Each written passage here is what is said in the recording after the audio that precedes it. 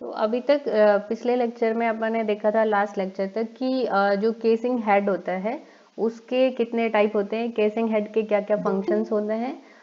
Then अपन ने देखा था कि जो केसिंग स्पूल होता है वो क्या होता है, उसके क्या क्या फंक्शंस होते हैं। ठीक है, नेक्स्ट अपन स्टार्ट करते हैं कि आपका केसिंग हैंगर क्या होता है। केसिंग हैंगर के फंक्शंस क्या होते हैं और कितने टाइप के केसिंग हैंगर होते हैं और कौन से हैंगर को आप कहाँ पे यूटिलाइज करेंगे। ठीक है, तो स्टार्ट करते हैं आज के लेक्चर में केसिंग हैंगर।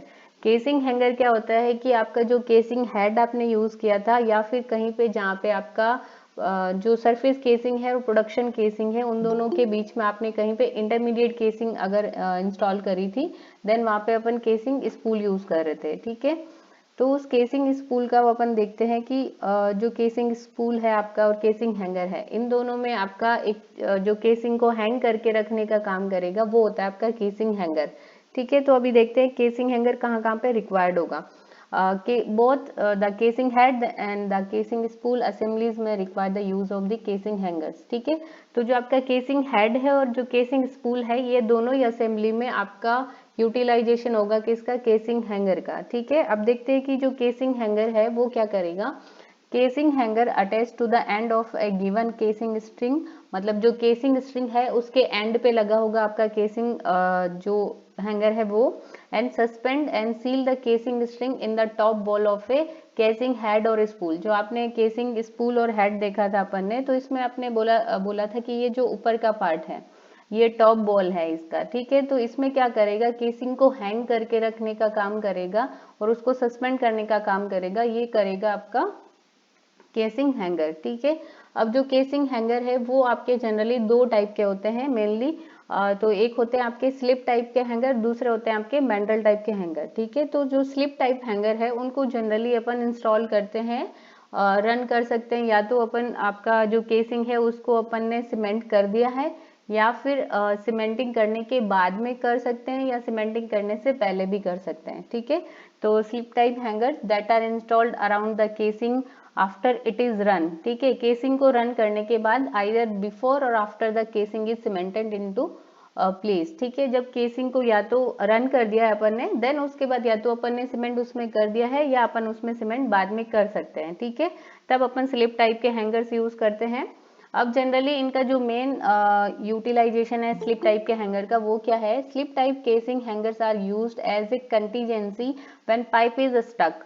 मतलब कभी कभी ऐसा होता है कि जो आपने ड्रिलिंग टेक्नोलॉजी देखा था, उसमें अपन ने देखा था कि ड्रिलिंग प्रॉब्लम्स होती है डिफरेंट डिफरेंट काइंड ऑफ, जिसमें आपका डिफरेंशियली पाइप स्टक होता है या मैकेनिकली पाइप स्टक होता है या ड्रिल स्ट्रिंग आपकी स्टक हो जाती है। ठीक है, तो जब आपका पाइप स्टक हो जाता है, उन केसेस में अपन क्या करते हैं, स्लिप टाइप के केसिंग हैंगर को, मतलब जब इमरजेंसी केसेस में आपका पाइप स्टक हो जाता है तब अपन क्या करते हैं, स्लिप टाइप के केसिंग हैंगर को यूज करते हैं। ठीक है, और ये क्या चीज को अलाउ करेगा, it will allow the casing to be cut off and set where it sits. ठीक है, ये क्या करेगा, केसिंग को कट ऑफ करने में हेल्प करेगा जहाँ पे ये सेट हो गई है। ठीक है, बहुत सी बार जहाँ पे ये स्टक हो चुकी है वहां से अगर अपन चाहते हैं कि जिस अपन ने देखा था उसमें कि जितने पार्ट को अपन रिकवर कर सकते हैं, ठीक है, उसको रिकवर करते हैं, या तो कट ऑफ करके करते हैं या फिर कुछ और अलग मेथड लगा के अपन उसको फ्री करने, स्टक पाइप को फ्री करने का ट्राई करते हैं। अगर वो पाइप को अपन फ्री नहीं कर पाते हैं तब अपन क्या करते हैं कि उस पाइप को वहां से कट करते हैं। ठीक है,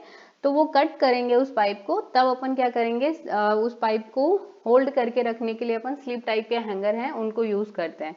ठीक है, नेक्स्ट होता है आपका mandrel type hanger that are threaded onto the casing. ये क्या होते हैं, इनके ऊपर थ्रेड्स बने होते हैं। ठीक है, तो ये केसिंग के साथ, जैसे आपने जो अपन ने देखा था कि जो भी पाइप के कनेक्शंस होते हैं उनमें एक फीमेल कनेक्शन होता है और एक मेल कनेक्शन होता है, एक जिसको अपन बॉक्स और पिन कनेक्शन बोलते हैं, जो आपने पढ़ा होगा ड्रिलिंग टेक्नोलॉजी में।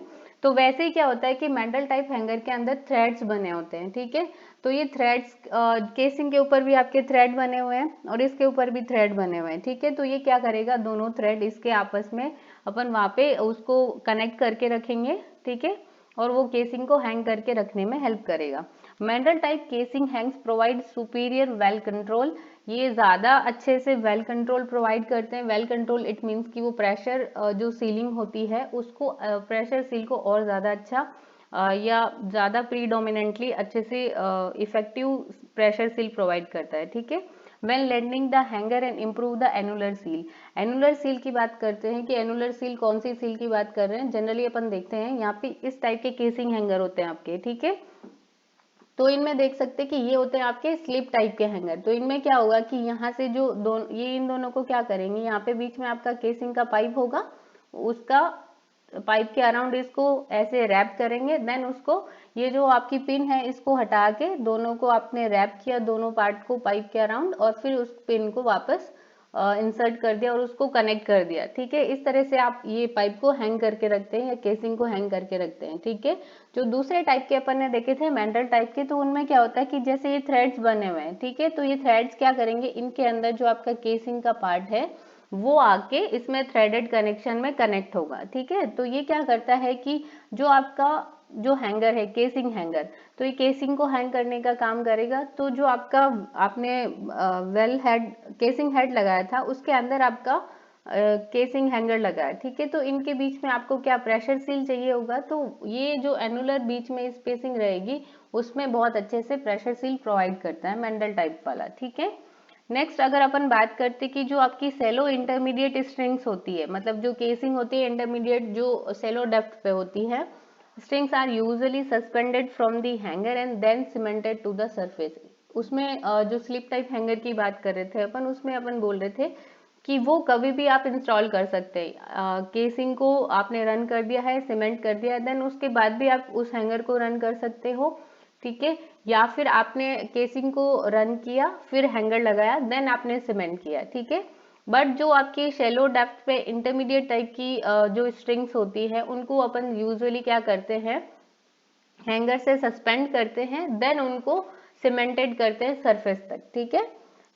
फिर बात करते हैं लॉन्गर इंटरमीडिएट, यानी कि और लार्जर डेप्थ का वेल है जिसमें इंटरमीडिएट केसिंग लगाई है आपने एंड प्रोडक्शन स्ट्रिंग्स है that are not cemented to the surface. जो आपकी लार्ज साइज की या डीपर डेप्थ में इंटरमीडिएट केसिंग लगती है या प्रोडक्शन स्ट्रिंग लगती है, वो पूरी सरफेस तक सीमेंटेड नहीं होती है, ठीक है। उनका कुछ पार्ट है जो नीचे का वो ही सीमेंटेड होता है, यानी कि जो कुछ डेप्थ है पाइप की, कुछ लेंथ है, वो ही सीमेंटेड होती है, ठीक है।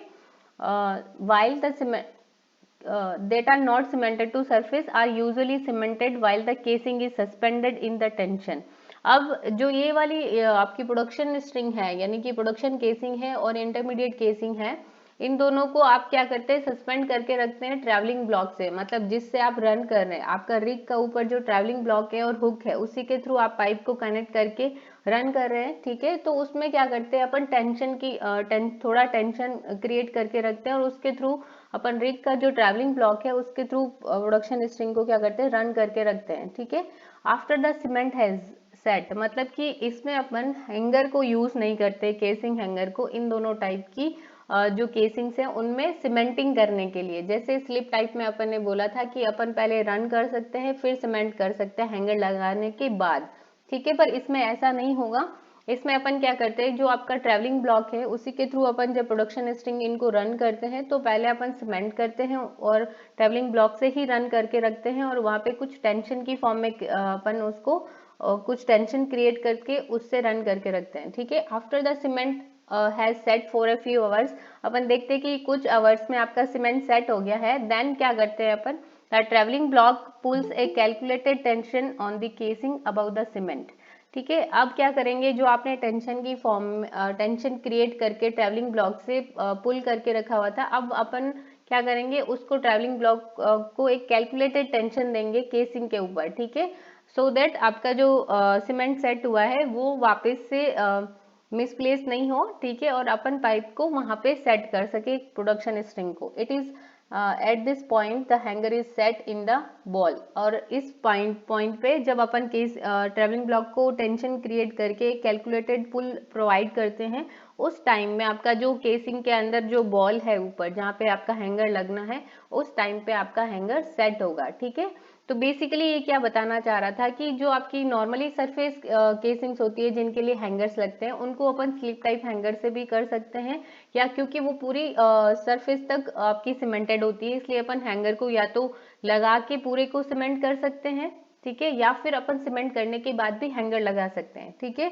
और जो शैलो डेप्थ पे इंटरमीडिएट केसिंग थी, उनको अपन क्या करते हैं, पहले हैंगर के थ्रू सस्पेंड करते हैं, देन सीमेंट करते हैं सरफेस तक।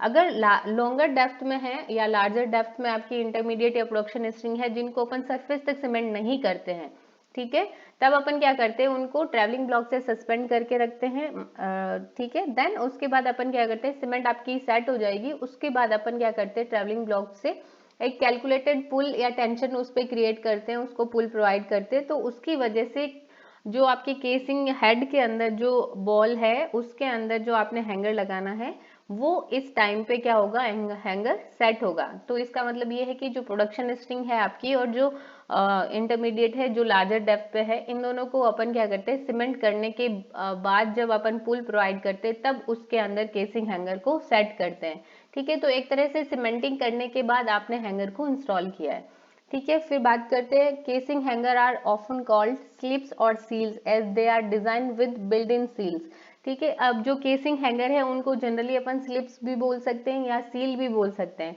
बिकॉज इनके अंदर इनबिल्ट एक तरह से सील्स होती है, ठीक है। अभी इसमें देखते हैं अपन डायग्राम में, ठीक है। तो ये आपका मैंडल टाइप का था, ये स्लिप टाइप का था, ठीक है, इसलिए इसको जनरली अपन स्लिप भी बोल सकते हैं। अब ये जो आपका एक ऑटोमेटिक टाइप का स्लिप हैंगर है, ठीक है, तो इसके अंदर क्या है, ये जो पार्ट है आपका ग्रे में आपको विजिबल है, ये आपकी क्या है, एक तरह से सील है, ठीक है। तो ये एक सील प्रोवाइड करने का, पाइप के अराउंड सील करने का, प्रेशर सील प्रोवाइड करने का काम करेगा, ठीक है। तो इनको अपन सील भी बोल सकते हैं, केसिंग हैंगर को केसिंग सील्स, या फिर अपन बोलते हैं केसिंग स्लिप्स या फिर केसिंग हैंगर्स, ठीक है। नेक्स्ट है आपका, sometime we install only primary seal in the shallow depth, ठीक है। जनरली अपन क्या करते हैं कि जब कम डेप्थ का वेल होता है, आपका शेलो डेप्थ का वेल होता है, तो जनरली अपन क्या करते हैं, ओनली प्राइमरी सील ही अपन इंस्टॉल करते हैं, मतलब एक ही केसिंग हैंगर इंस्टॉल करते हैं, ठीक है।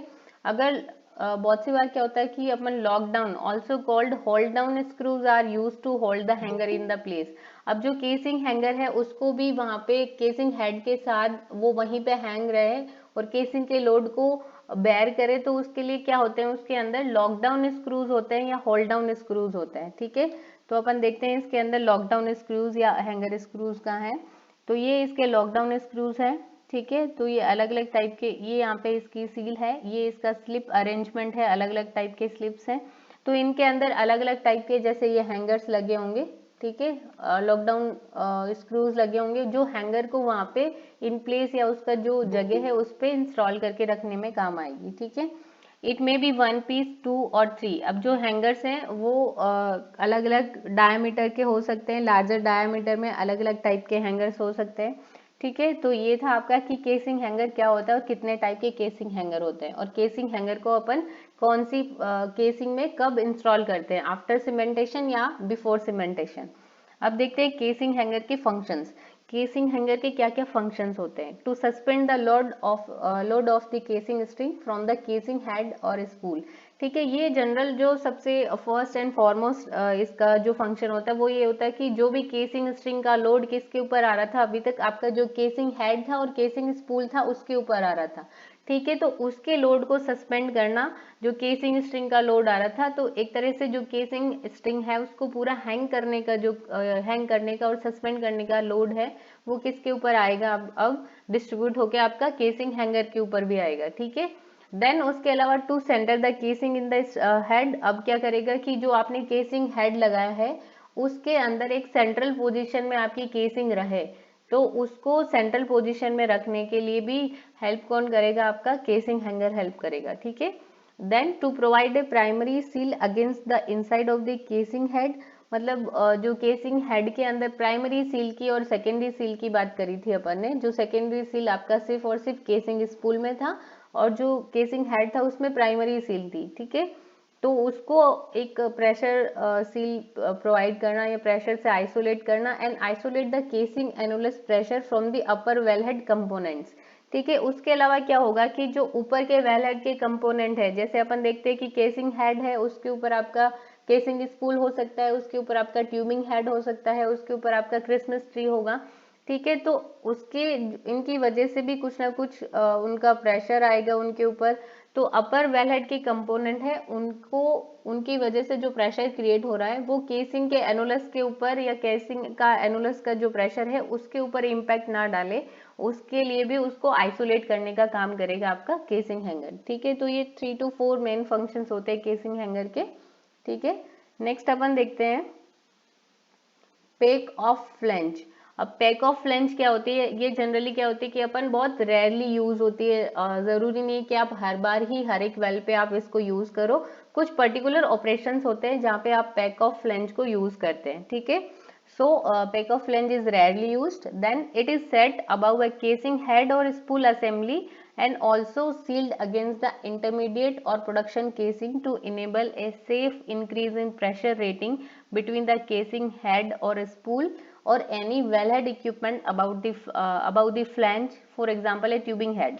अब इसका मतलब क्या हुआ कि जो आपकी पैक ऑफ फ्लैंज है उसको अपन कब यूटिलाइज करेंगे, जैसे ये आपका वेलेड का कंपोनेंट है, ये पूरा वेलेड है आपका, ठीक है। तो इसमें अपन ने देखा था यहाँ आपका केसिंग हेड है, यहाँ पर ये केसिंग स्पूल है और ये ट्यूबिंग हेड है, ठीक है। तो ये जो आपका केसिंग स्पूल है और केसिंग हेड है, इनके अबाउ में आप पैक ऑफ फ्लैंज इंस्टॉल करते हैं, ठीक है। और पैक ऑफ फ्लैंज है उसका और क्या वर्क था अपन देखते हैं।